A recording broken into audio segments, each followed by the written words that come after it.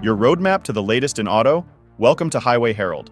Whether they like it or not, nearly every legacy automaker is now part of the electric revolution, rolling out a range of battery electric models. Despite this shift, they're encountering numerous obstacles that threaten the sustainability of their entire business. Legacy automakers are growing weary of low EV sales and are inclined to stick with gasoline-powered vehicles. Here are 7 reasons why.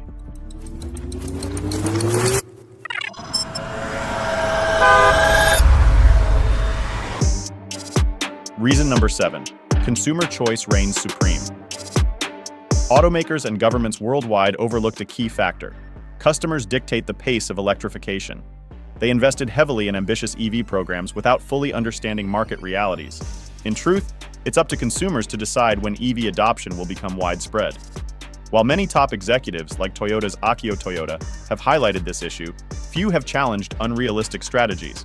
Toyota now enjoys record sales and profit margins with its hybrid and combustion models, demonstrating the validity of its approach. Other automakers are starting to realize that EVs may not dominate the market as once hoped. As a result, many have scaled back their electrification efforts and are refocusing on hybrids to better meet market demands. In the end, consumers will decide whether combustion or electric vehicles prevail. Toyota believes that EVs may never surpass 1/3 of the market, advocating for a diversified approach that includes alternative fuels like hydrogen and synthetic fuels. Legacy automakers are recognizing the need for a balanced strategy. Reason number 6. Impact of government policies and regulations.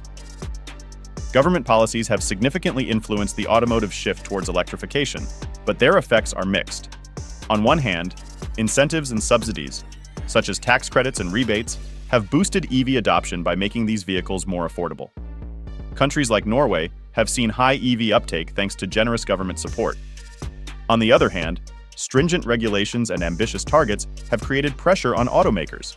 For example, the European Union's CO2 emission standards and the US goal of 50% electric car sales by 2030 push manufacturers to ramp up EV development. This has led to substantial investments in research, infrastructure, and production, straining finances, particularly for companies already facing high EV production costs. Additionally, fluctuating regulations and changes in policies, such as recent reversals of some EV mandates, have added uncertainty and disrupted market dynamics. Automakers must navigate these complexities while balancing regulatory demands with financial sustainability. Reason number 5. Financial losses in EV production. Electric, environmentally friendly mobility sounds great, but it's still a business, and legacy automakers are struggling, especially with electric cars. High battery costs, production inefficiencies, massive infrastructure investments, and lack of mass sales are major issues. EVs are not yet profitable. Automakers lose around $6,000 on every electric car sold in North America, according to a Boston Consulting Group report. Ford has struggled with EV production, losing $36,000 on each F-150 Lightning, which later increased to $100,000 per vehicle, totaling over $5 billion in losses for its EV sector. EV startups fare no better. Rivian reported a $33,000 loss per vehicle, while Lucid's losses topped $400,000 per car. Legacy automakers can offset EV losses with profits from combustion cars, but even that has limits. Companies like Ford and GM have postponed billions in investments to save capital. Despite claims that EV production costs will decrease soon, the Boston Consulting Group estimates profitability remains out of reach for the foreseeable future.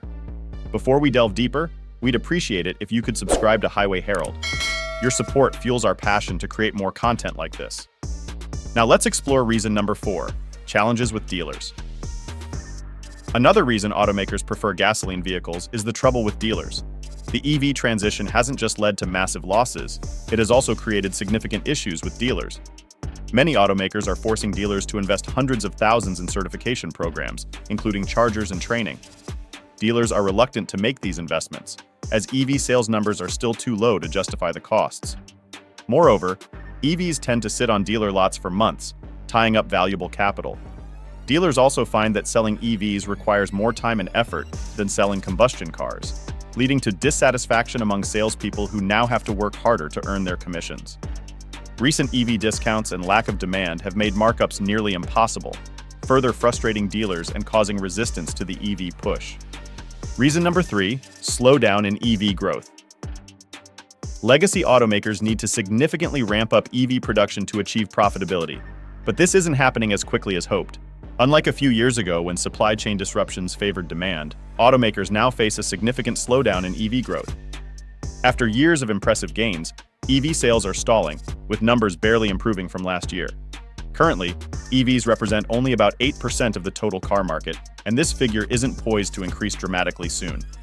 Early adopters have already purchased EVs, leaving automakers the challenge of convincing the broader middle-class market of the benefits of EV technology. This cautious new wave of buyers cites insufficient charging infrastructure, design flaws, and other concerns. With an oversupply of EVs, many vehicles sit on dealer lots for extended periods. In April, the average market supply for EVs was over 140 days, compared to the industry average of 76 days. Although slightly improved, this remains a significant challenge, especially compared to the high demand for popular combustion models like the Honda CR-V and Toyota RAV4. Reason number 2, increased consumer demands. Legacy automakers prefer gasoline-powered cars because the new generation of EV buyers is more demanding. Early adopters, mainly wealthy households, were interested in EV novelty and owned multiple vehicles, limiting their reliance on EVs. In contrast, middle-class buyers usually own only one vehicle, which must be affordable, have a long range, and charge quickly. Current EV technology often falls short. A Boston Consulting Group study found new EV buyers want cars costing under $50,000, with over 350 miles of range and recharging in less than 20 minutes. Currently, only one model, a version of the Hyundai Ioniq 6, meets these criteria. Most other EVs are too expensive, have limited range, or charge slowly.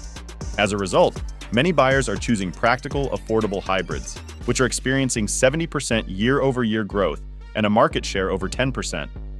Hybrids offer no range anxiety and lower costs, making them more appealing during this stage of the electric revolution. Reason number 1, technological and infrastructure challenges. Despite advances in EV technology, significant challenges remain. A major issue is the need for a comprehensive public charging network. While early adopters had home charging, broader adoption requires extensive public infrastructure.